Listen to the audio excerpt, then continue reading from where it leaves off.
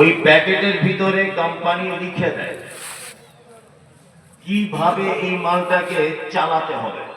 যদি আপনি মোবাইল কেনেন লেখা থাকবে চার্জারটা কোথায় দেবেন, হেডফোনটা কোথায় বুঝতে হবে, এর ব্যাটারি পাওয়ার কতটা, কত জিবি মেমোরি ব্যবহার করতে পারবেন, এই বিস্তারিত ভাবে সবকিছু ডিটেলস দেওয়া থাকে, থাকে না?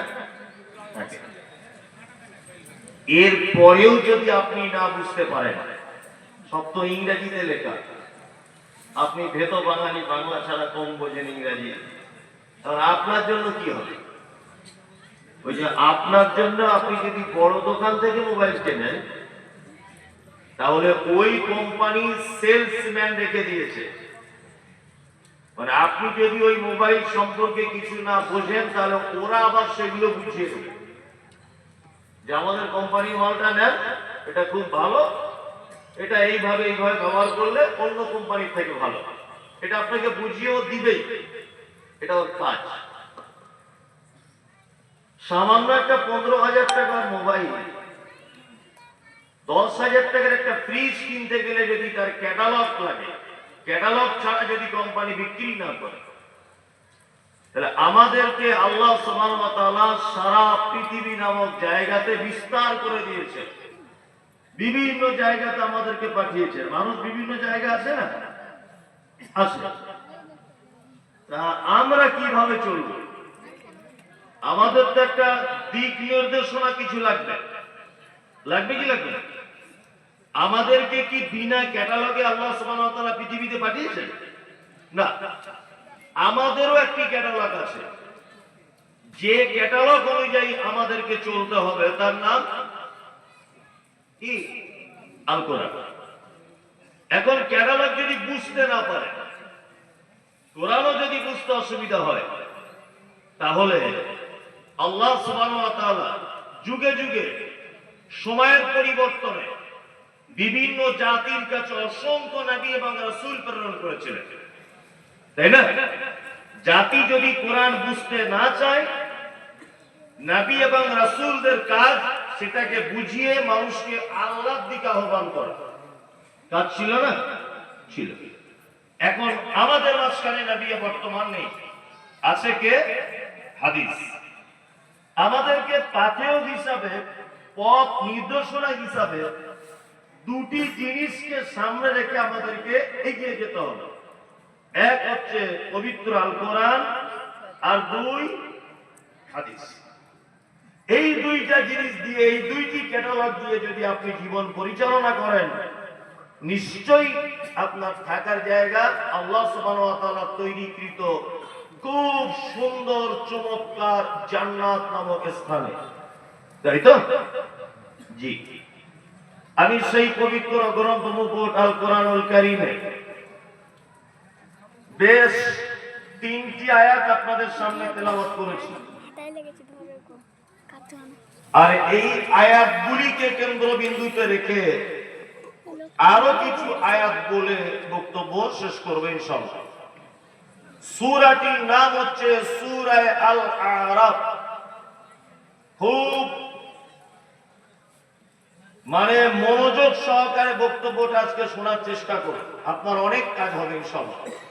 সূরা আল আরাফ। আরাফ শব্দের অর্থ হচ্ছে উচ্চ স্থান। যেমন জান্নাত এবং জাহান্নামের মাঝখানে একটা বিশাল প্রাচীর, এক অপরের সঙ্গে আলাদা করা হয়েছে, আরাফ।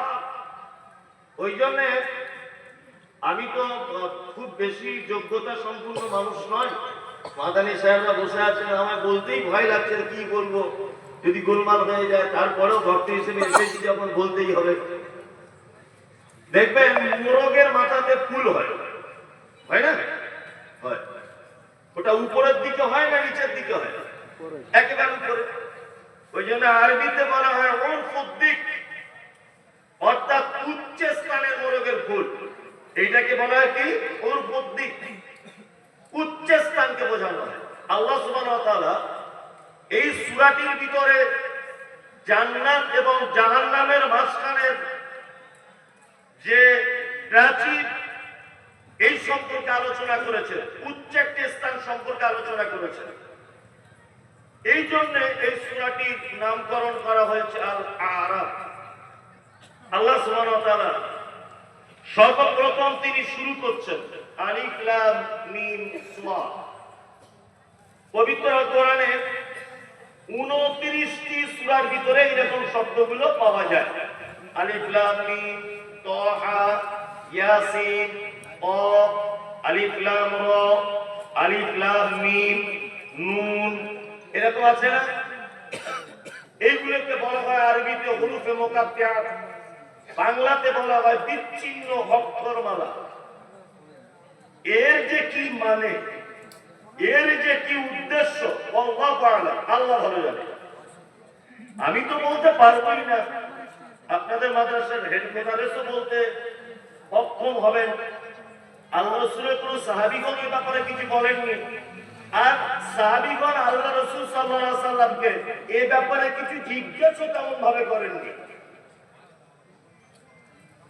আমাদের ভিতরে যদি হতো প্রশ্ন শেষ নেই, এমন প্রশ্ন করে দিত হুজুরের 12টা বাজিয়ে দিত। নদিয়াতে বক্তব্য দিতে গেছি, একজন আমায় প্রশ্ন করছে, হুজুর আপনাদের সব ভালো, আজকে একটা প্রশ্ন উত্তর দিয়ে দিতে হবে। যে কি বলো? বলছে কাঁধে দুইজন ফেরেশতা থেকে ছোট থেকে আপনারা বক্তব্য দিচ্ছেন, আর এটাও বলেন যে তারা দুজন নাকি লিপিবদ্ধ করে সবকিছু। তারা যে লেখে তার খাতাগুলো থাকে কোথায়? প্রশ্ন এটা। কি বললাম বুঝলেন না? মানে মৌলভী সাহেবদের প্রশ্নের অভাব নেই। আলিফ বে তে সে জিম হে খে, ছোটবেলাতে আমরা পড়েছি না? আমিও পড়েছি, ছোট পড়েছি না? এখন হয়েছে কি আলিফ বা তা সা জিম হা খ, তাই তো প্রশ্ন। আগে তাহলে আলিফ বে তে এগুলো চলবে না, বা তা সা কেন হলো? মানে যত প্রশ্ন, ইসলামিক ব্যাপারে জটিলতা সৃষ্টি করতে মানুষ ব্যস্ত। ব্যস্ত না? ব্যস্ত।